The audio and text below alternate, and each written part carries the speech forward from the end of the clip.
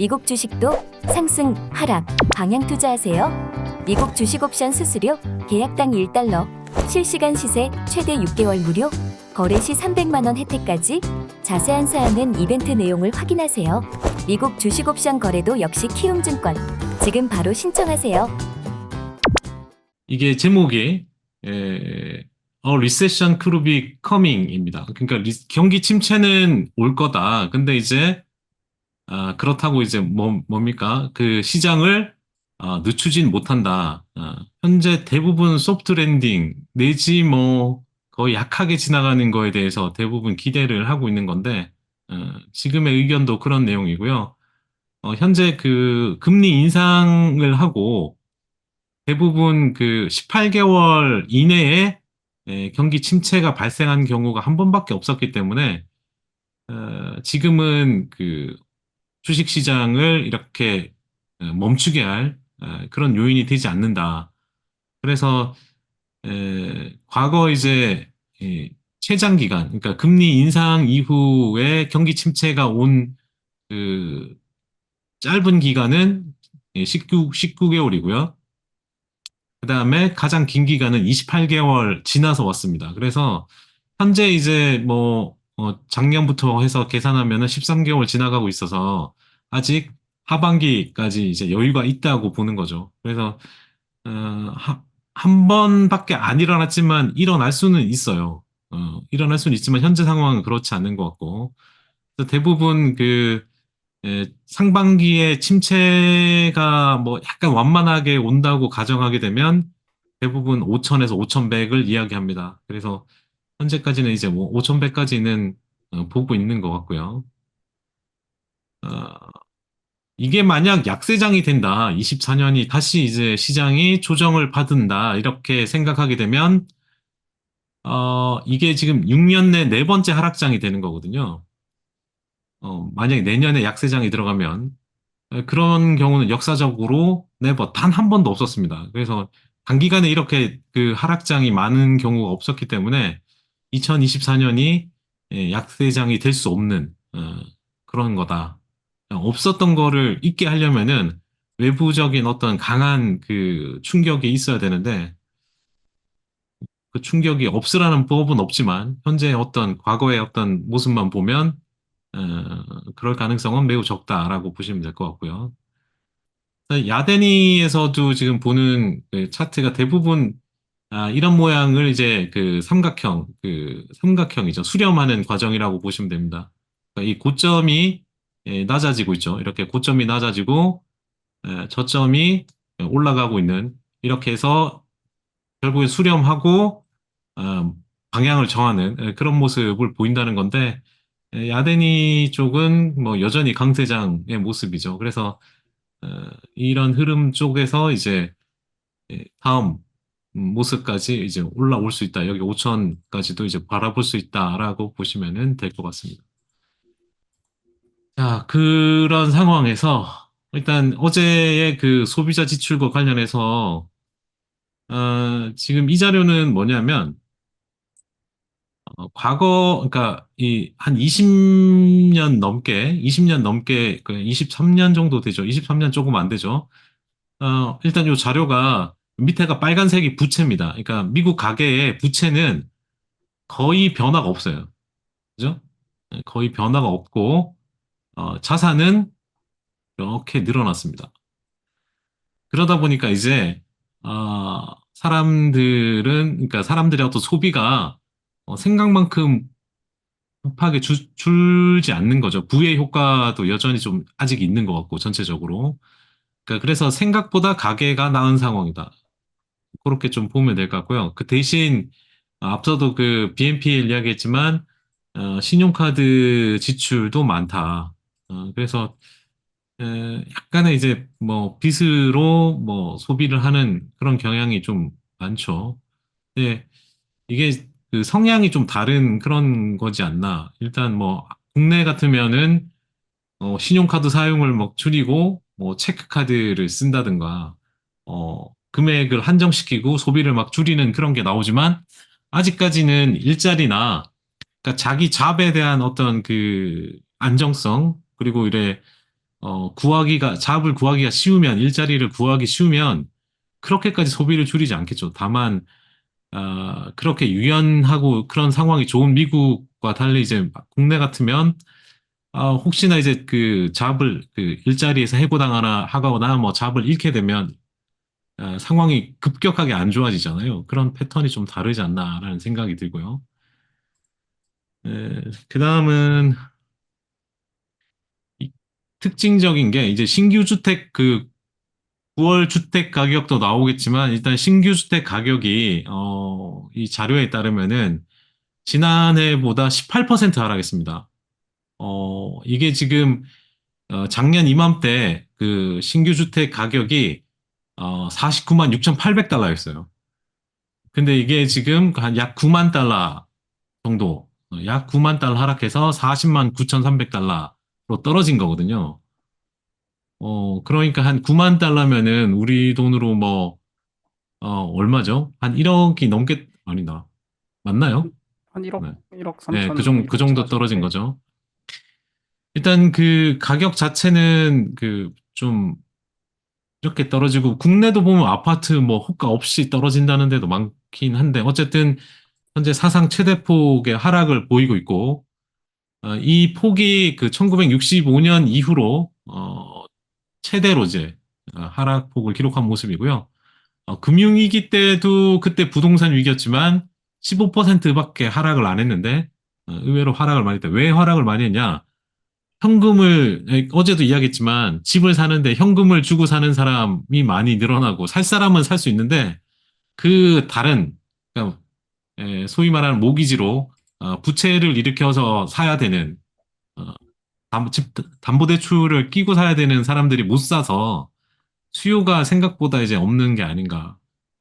아니면 뭐 더 고가의 집은 부자들이 그냥 살 수도 있는 거지만, 요런 가격대 일반 가정이 사는 집들은 지금 뭐 사지를 못하는 게 아니냐, 요렇게 좀 보면 될 것 같아요. 그래서 일단 이런 흐름에 있기 때문에, 여전히 그 팬데믹 이전 수준보다도 뭐 집값은 계속 올랐기 때문에 떨어졌다 쳐도 24%나 높은 수준이다.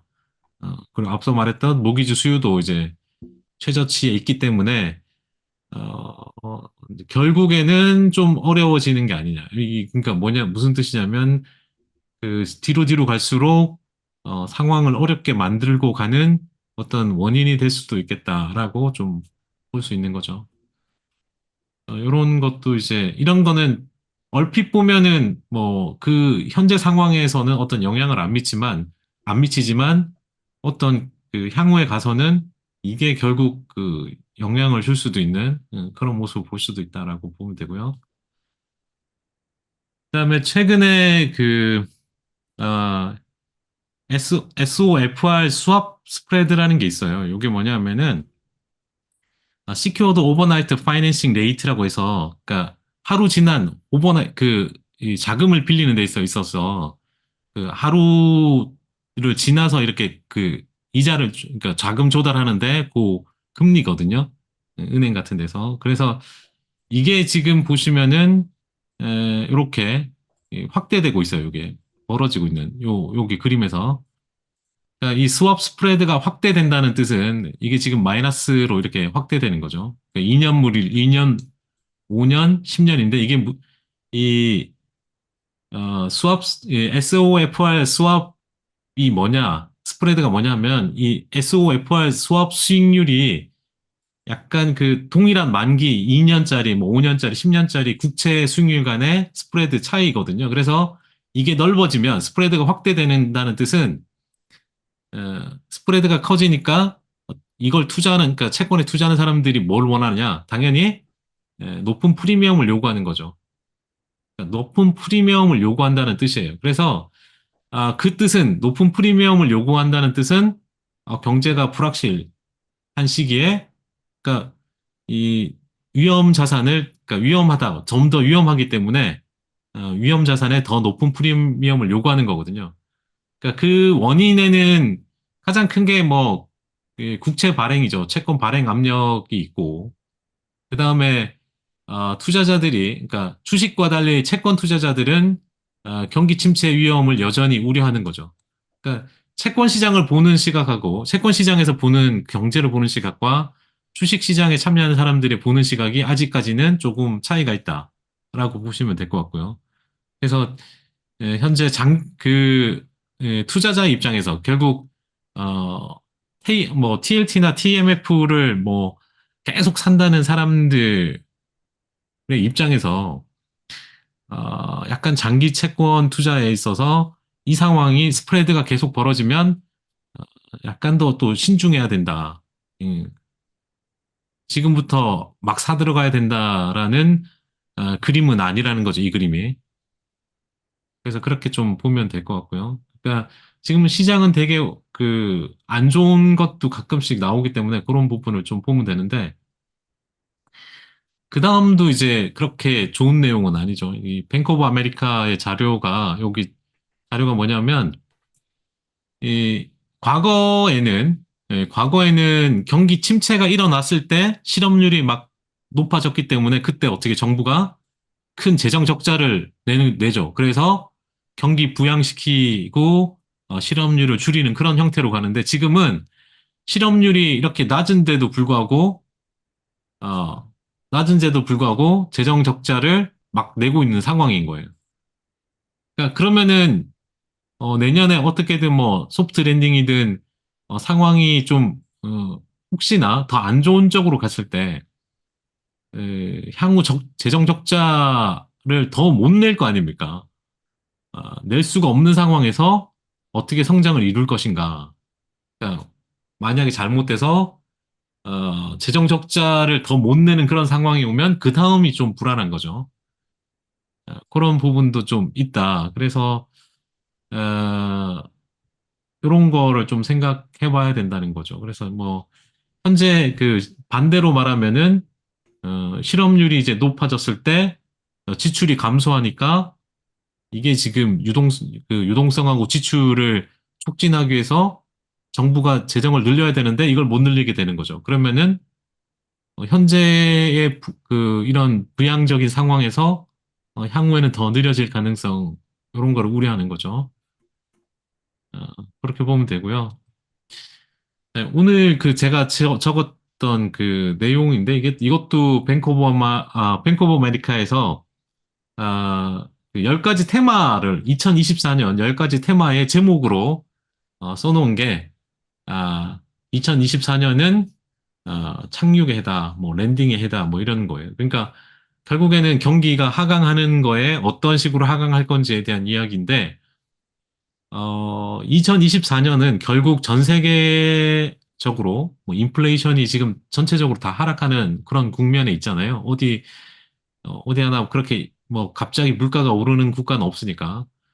그런 상황에서 결국 각국의 중앙은행도 금리를 인하하게 되면 내년 연말, 그러니까 2024년 연말에 S&P 500이 5천까지 간다. 뱅크 오브 아메리카는 이제 연말 2024년 목표가 5천이거든요. 그래서 5천까지 간다는 게 주 타이틀 계속된 이야기고 그 10가지 테마의 첫 번째가 이제 앞서 말했던 금리 인하가 글로벌하게 이루어져서 어떤 금리 인상 기조에서 인하로 전환된다. 이렇게 보시면 되고요. 그다음 지금 보시면 뭐 2024년 하반기에 대부분 하반기에 이제 금리 인하가 많을 걸로 보는 거고요. 뱅크 오브 아메리카는 6월 달에 첫 금리 인하, 그러니까 미국 같은 게 첫 금리 인하를 하고 분기당 25베이시스 포인트씩 인하한다고 보고 있습니다. 두 번째, 두 번째는 이제 3PS는 3BS다. 이게 지금 투자 전략가인 하넷이 이야기한 이야기인데요. 여기 3BS는 본드, 불리언, 그다음에 브리스입니다. 이게 지금 뭐 3PS는 여기 보시면 P가 뭐냐면 포지셔닝의 이제 P하고 그다음에 여기 프로핏, 그다음에 팔러시의 P입니다. 그래서 지금 요거 세 개가 이제 같다는 거는 결국에는 채권 같은 경우는 베어리시, 그러니까 포지션, 그 투자자의 포지셔닝이 이제 베어리시한 거죠. 그 다음에 이제 어, 보시면은 그 경기 침체와 관련 기업의 그 프로핏, 이제 여기 불리언이고요. 그 다음에 이 정부의 정책이 이제 완화되는 게 이제, 어, 확장, 뭐, 이런 그런 개념인 거죠. 그래서, 현재의 어떤 흐름이 이 경제 경착륙 위험이, 예상보다 여기서는, 이 사람은 예상보다 높다고 보는 거예요. 그렇게 높다고 생각하는데, 그래서 이제 이게 이 강세장으로 전환하려면 이 약세인 포지션, 이 투자자 포지션하고 이 기업 이익이 리세셔널이니까 감소하는, 하는 부분하고 이 이징 팔러시, 그러니까 완화 정책의 어떤 이게 있어야 되는 거죠. 음, 그리고 그런 게 좀 있어야 된다고 보는 거고요. 그 다음에 세 번째는 아까, 어, 계속 나오는, 서브라마니아니의 5,000포인트. 이건 했으니까, 뭐, 그냥 지켜보고 그냥 넘어가면 되고요. 그 다음 네 번째는 유가와 관련해서 브렌트유하고 WTI는 내년에 좀 반등해서 평균 90에서 86. 그러니까 브렌트는 90달러고 배럴당, WTI는 86달러를 평균 유지할 거다. 그거에 이제 공급적인 측면은 이대로 이제 공급 감소가 유지되고, 내년에 수요가 한 110만 배럴 증가한다. 그러니까 가격이 올라가는데 이제 수요가 이제 올라간다는 거죠. 올해, 올해 뭐 어떻게 보면 유가가 이제 올라가다가 빠진 거에는 미국이 생산을 좀 많이 한 것도 있고 수요가 중국이 줄어든 것도 있는데 일단 뭐 공급 사이드는 그대로 유지해야 되는데 수요가 늘어나는 그런 부분이 있다는 거고 만약 이제 유가가 빠진다면 제일 큰 게 이제 경기 침체고 두 번째는 미국이 셰일을 더 많이 이제 생산하는 거죠, 결국. 생산을 확 늘리는 거예요. 생각보다 빠르게. 그럴 경우. 또는, 이제, 뭐, 오펙 플러스, 지금 계속, 오펙 플러스 감산, 뭐, 이거 잘 안 되는 것처럼, 뭐, 큰 국가야, 오펙에서 들어가는 큰 국가야 감산을 해도 버티지만, 지금 반대하고 있는 작은 국가들, 두 국가는 죽잖아요, 그죠? 조금만 줄여도 큰 타격이 있기 때문에 이 결속력이 부족한 이 모습이 계속 나타나면 하방 리스크가 될 수도 있다라고 보면 되고, 다음은 다섯 번째는 일본의 인플레이션은 지속될 거다. 그래서 에, 이게 좋은 의미죠. 기업에 있어서는 되게 일본 기업에 있어서는 좋은 내용이에요. 지금 일본의 기업들이 10년 만에 가장 많은 기업이 가이던스를 상향 조정하고 있는데 일단 기업의 개혁 진전을 예상하고 있고 그래서 뭐 내년도 일본은 좀 좋게 보는 모습이고요. 여섯 번째는 금리 인하, 달러화 강세. 이거는 이제 이머징 마켓에 긍정적인 작용을 할 거다. 그 다음에 약간 크레딧 부분, 신용시장과 관련된 부분에 있어서는 약간의 우려스러운 것 때문에 약간 퀄리티 있는 쪽, 그러니까 신용이 떨어지는 쪽보다는 그래도 신용이 살아있는 쪽에 이런 채권이나 수익률 쪽으로 이제 추구가 돌아간다, 체이싱 하는 걸로 보이는 거고요. 여덟 번째는 투자 지출이 감소할 거다. 그래서 미국 경제 성장의 걸림돌이 될 수도 있다. 이렇게 보는 거예요. 그건 무슨 뜻이냐면 미국의 재정 투자 프로그램의 어떤 영향력이 사라지는 어, 그런 게 이제 나온다는 거죠.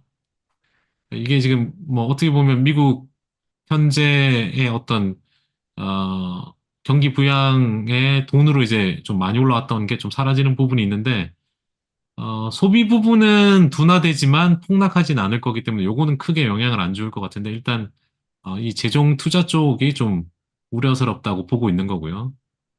아홉 번째는 미국제 10년물의 수익률, 그러니까 일드는 상승세를 유지한다. 상승세를 유지한다는 건 뭐냐면 저번에 한번 그래프를 보였을 때 이 추세가 안 깨진다는 거예요.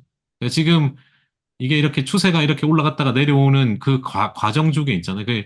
이 추세가 쉽게 깨지지 않는다. 그, 여기가 지금 4점, 뭐, 여기 4.5, 요 지지가 4일 거예요. 그죠?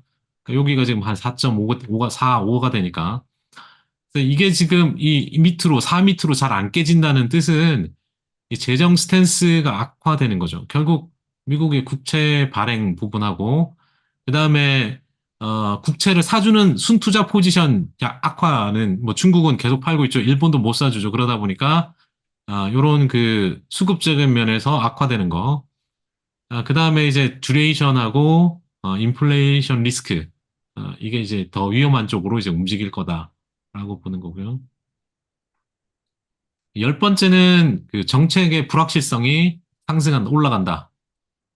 내년에 이제 대통령 선거 때문에 특히 그 국내도 그렇지만 이 정치적 양극화 이게 지금 극심하게 이제 벌어지고 있는데 이런 그 정책의 불확실성, 정치적인 불안 이런 게 그 결국 그 하반기로 갈수록 미국 재정 문제, 그러니까 재정과 관련된 부분에 있어서 통합이 어려워지기 때문에 이런 게 금리에 영향을 미쳐서 좀 안 좋게 보인다.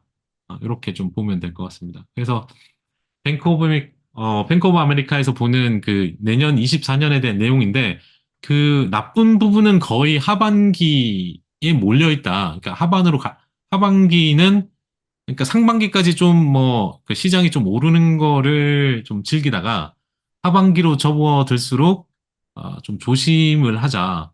뭐 단기적 그 어떻게 보면 좀 조심을 해도 괜찮은 구간일 수도 있거든요. 그래서 그런 그 장기적으로 이렇게 투자를 할 때 그런 부분도 좀 생각해 주시면 좋을 것 같고요. 그 다음은 그 최근에 오픈 AI의 그 큐스타를 이야기를 했었잖아요. 근데 이게 뭐 어마어마하게 AGI로 가는 그 뭔가를 보였을 거라는 이야기들이 많았었는데 사실 최근에 나온 그 이렇게 의견들을 보니까 위협적이지 않을 거라는 의견이 뭐 많이 늘어나고 있어 다시. 그래서 이 메타의 수석 AI 과학자인 야넨 르쿤이라는 사람의 이야기는 이게 큐스타가 대부분 다 하고 있다. 그다음에 이미 아이디어와 결과도 발표됐기 때문에 뭐 뜬금없이 갑자기 나온 게 아니다. 뭐 이렇게 좀 보고 있는 거고요. 그다음 또 이 조지아 공대의 그 컴퓨터 사이언스 교수인 마크 리드 같은 경우도 이것도 이제 이 큐스타라는 게 6개월간 엄청나게 연구된 아이디어다. 그래서 이제 이, 현재 많은 연구자들이 있는데 이게 그 원래 없던 거를 아이디어를 다른 쪽에서는 없는 거를 오픈 AI만 갖고 있을 가능성이 거의 없다는 거예요. 그러니까 오픈 AI가 독보적으로 뭔가를 하고 있지 않다는 그런 뜻이 되겠죠. 연구를 다 하면은 아이디어는 거의 비슷하고 뭐 수준에서 뭐 일정 뭐 조금 차이는 나겠지만 특별하게 뭔가 앞서거나 뭐 이렇지 않다. 뭐 이런 이야기를 하는 거죠. 그래서 아직도 갈 길이 멀다라는 생각이 좀 들고요. 어, 그런 것도 좀 예, 보시면 될 것 같고 또 하나는 이제 어떤 상업적인 부분에 있어서 결국 그 오픈 AI의 뭐 직원들은 어, 돈을 선택한 거 아닙니까? 다시 돌아가면서 그 있는 자사주의 그 매각을 통한 어, 부를 이제 가져올 수 있게 된 거잖아요. 그걸 포기하라고 하면은 뭐 누가 포기하겠습니까? 약 860조 정도 되던데 그걸 포기하라고 해도 안 할 것 같고 그래서 향후에 뭐 마이크로소프트가 어떤 상업적인 부분에 있어서 의견에 많이 이제 뭐 영향력을 미칠 거다라고 보면 될 것 같고요. 자, 그러면은 오늘 그 마이크로소프트의 블로그에 나온 이야기인데 GPT-4를 이용해서 이 영상의학 분야에 이제 그 잠재력을 보여주는 블로그 글이 있었는데요.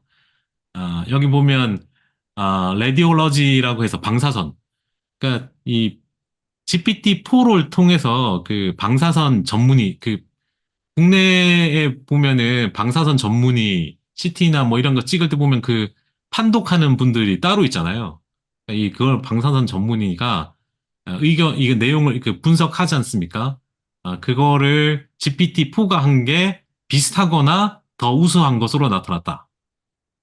그러니까, 이제 뭐, 이분들 자리도 좀 많이 위협받지 않을까. 왜냐하면 초반에는 이 전문의가, 아, 보통 이런 걸, 특히 이제 방사선을 판독하는 이거, 뭐, 암을 판독하거나, 특히 암이죠. 이제 뭐, 암 같은 경우 이제 판별할 때, 이거를 사람이 이제 개입을 하잖아요.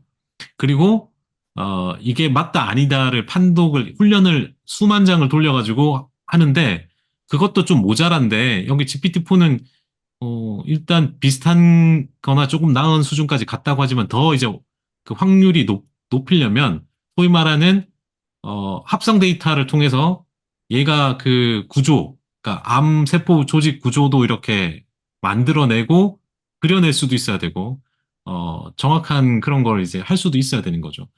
네, 어쨌든 뭐 이 영상의학 분야에서는 AI가 지금 좀 많이 이제 앞으로 나아가고 있는 거죠. 국내에서도 지금 이런 거 하는 기업이 스타트업이 있긴 하던데 일단 이런 쪽이 좀 발전 가능성이 있어 보이고 그래서 보니까 네이처지에서 그 방사선뿐만이 아니고 그 세포나 어떤 그 유전자를 분석하는데 그 현미경을 쓰잖아요. 그 현미경 데이터, 특히 전자현미경 데이터 이 판도를 이제 바꾸는 거다. 그러니까 AI 기반 이미지 분석 도구를 통해서 이거를 바꾸는 건데 정확도가 전례 없다.